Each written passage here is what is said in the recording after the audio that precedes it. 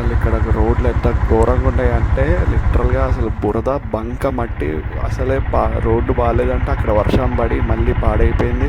ఓ పక్కన లెఫ్ట్ సైడ్లో మొత్తం ల్యాండ్ స్లైడ్ అయిపోయింది, రైట్ సైడ్లో ఏమో రోడ్ లేదు సరిగ్గా, కార్లు ఏమో జారిపోతున్నాయి. ఇక నా బైక్లో ఎట్లా వెళ్తాయో తెలియదు. ఇట్లా గంట నుంచి ఇట్లనే జరుగుతుంది. ఇంకా ముందు ఇంకా 2-3 అవర్స్ ఇట్లనే ఉంటుంది అనమాట.